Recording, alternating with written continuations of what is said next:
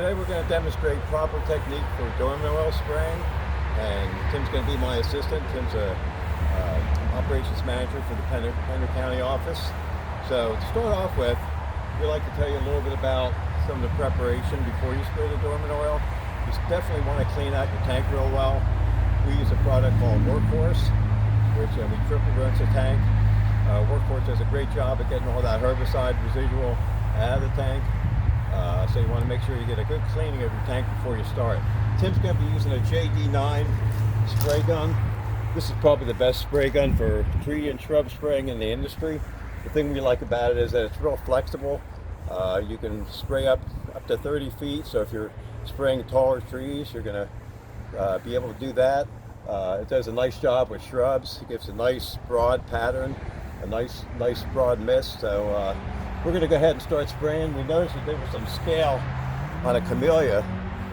So dormant oil or horticulture oil is one of the best products you can use for scale. And this is a good time of year to spray for it. We would suggest spraying now, then maybe again in May to make sure that you get it. There's different types of scale. This particular scale is camellia scale. And some of the things you want to remember when you're spraying scale at the bottom of a leaf is to make sure you get the underside real well.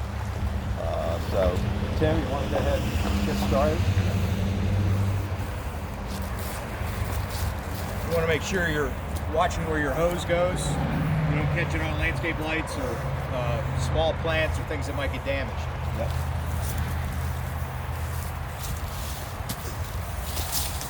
You'll notice when Tim's spraying, he's going to start at the top and kind of work his way down. You don't have to spray to the point of too much drip. I mean, just as long as you get good even coverage on all the foliage, you're going to get good results. Tim's getting the top, he's making sure he gets the inside real well, and then he's getting down so he can make sure to get some of that underside of that leaf as well. But that's real important. You want to be careful about things that are around what you're spraying so that you don't douse the window or the car or something else that doesn't need oil on it.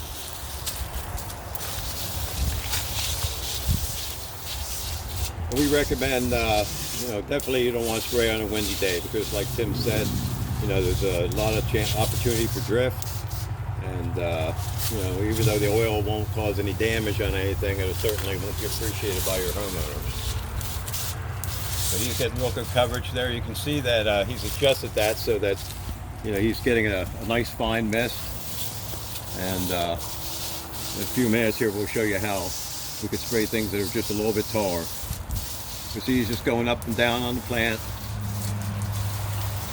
not saturating it, but making sure that it gets good coverage on all the foliage.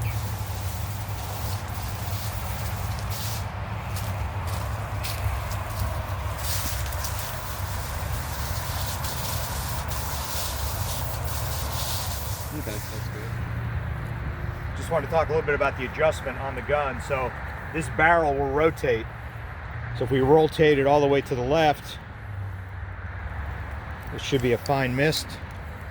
If we start to rotate it back to the right, you get more of a stream, and that'll allow you to get up higher in the tree.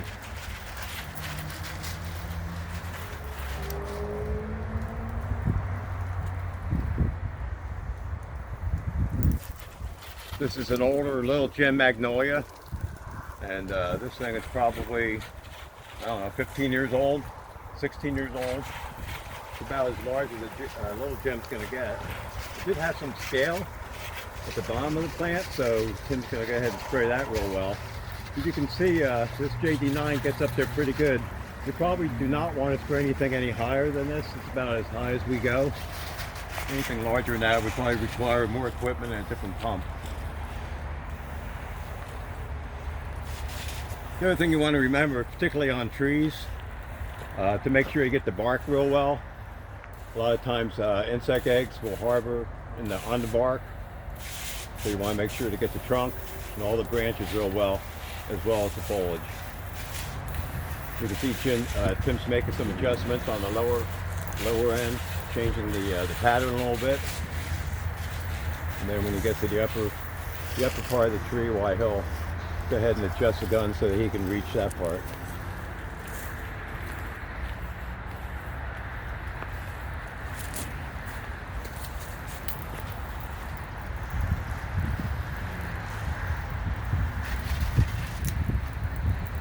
by the way, Tim's using a Tri-Tex oil, which we feel is one of the better dormant oils in the industry. Some of the advantage of the Tri-Tex is that it not only will kill the eggs and young insects on the plant, but also will reduce some disease problems such as powdery mildew and some diseases that insects could spread going from plant to plant. Seems like it stays in suspension better too. It does. Yep. It doesn't separate as much. But you still want to make sure you agitate the truck real well several times throughout the day, especially while you're mixing it. But it's a good oil, it does a good job, and that's about it. Not much to it. You want to make sure that you take your time, get good coverage on the foliage, get the underside of the foliage real well. We figure we can probably do anywhere from maybe 10 to 12 dormant oils a day on an average day, just depending on how large the plant material is and how big of an area you're going to be servicing. So here from Pender County, best of luck, and let us know if you have any questions.